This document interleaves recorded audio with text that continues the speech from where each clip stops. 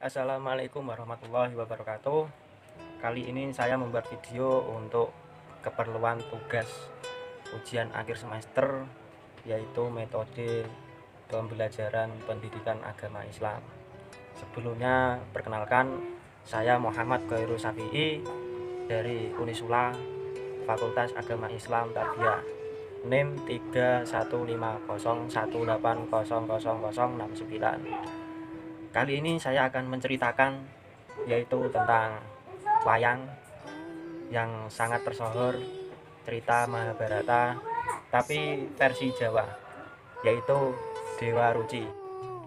Kalian pasti sudah tahu bahwa wayang sudah ditetapkan oleh UNESCO sebagai warisan budaya dunia, dan di dalamnya banyak pitutur luhur mengandung hikmah di dalam kehidupan sehari-hari jika kita mau mengambil. Termasuk cerita Dewa Ruci ini, guys, yaitu Bima sedang mencari jati diri. Dia bertanya kepada Dewa Ruci, hidup itu dari mana, hidup untuk apa, dan tujuan hidup untuk apa.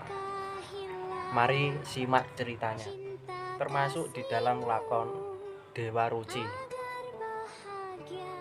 Dewa Ruci ini menceritakan tentang Bima yang mencari jati diri. Jadi suatu saat, kesetiaan dan kepatuhan Bima diuji ketika dia diperintahkan oleh gurunya untuk mencari air kehidupan, atau kalau orang Jawa disebut Tirta Amerta. Konon, air tersebut terletak di daerah Samudra Selatan, yaitu daerah yang terpencil, gelombangnya sangat tinggi dan ganas. Intinya di tempat itu sebuah tempat yang sangat mematikan dan tidak pernah ada satu orang pun yang ke sana. Tapi sebaliknya, Bima malah tak gentar. Gelombang yang ganas dan dahsyat diterjang olehnya sampai di tengah samudra. Konon di samudra itu ada suatu sosok penghuni, yaitu naga. Sebut saja namanya, yaitu Nembur Naga. Pertarungan hebat pun terjadi. Akhirnya naga tersebut terbunuh, kalah, dan Bima menang. Hikmah dari cerita tersebut adalah setelah Bima mengalahkan naga tersebut, artinya Bima telah mengalahkan nafsu duniawi yang menghambat manusia untuk mendekatkan diri kepada Sang Pencipta. Tapi guys, setelah Bima melakukan pertarungan tersebut, Bima mengalami hal yang sangat fatal, yaitu kelelahan. Bima pun tenggelam sampai di dasar lautan. Hal tersebut melambangkan jika sehebat pun manusia, jika di hadapan Tuhan dia seperti sebutir beras di dalam karung beras.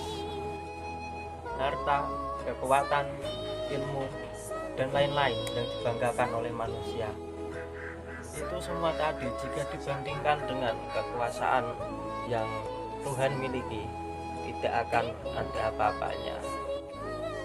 Nah, lanjut cerita. Ketika Bima hampir mati, tiba-tiba ada sosok anak kecil di tengah lautan. Bima pun heran, rupa maupun segala bentuknya itu sama seperti Bima. Bedanya sosok tadi itu berbentuk anak, yaitulah yang namanya Dewa Ruci. Bima pun bertanya, "Hai bocah, siapa engkau? Kenapa rupamu seperti dengan rupaku?"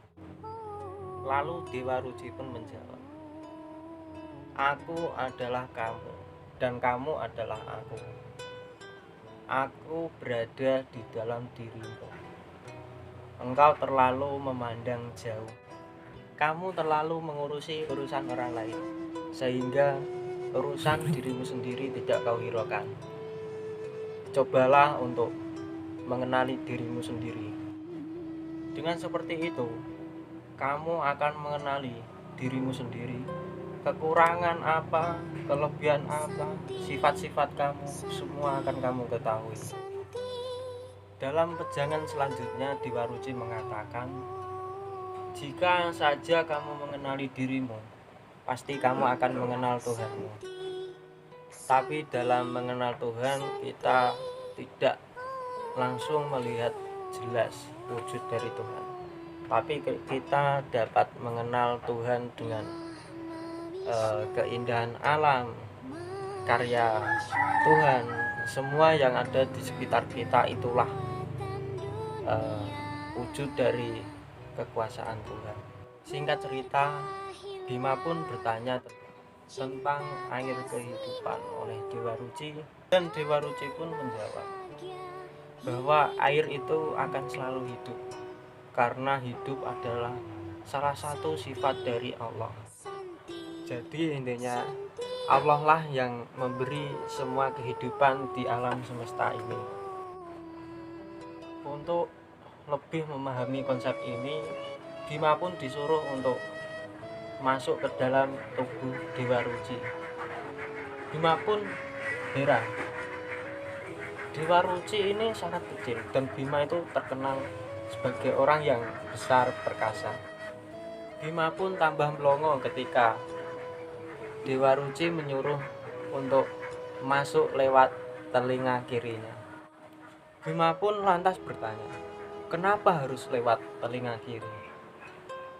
Ternyata bahwa di dalam jiwa manusia itu terdapat sebuah noda-noda kotor dan nafsu angkara, termasuk nafsu duniawi. Maka Bima harus masuk dari telinga kiri. Filosofinya adalah, jika Bima masuk dari telinga kiri, itu artinya dia akan membersihkan noda-noda kotor tersebut.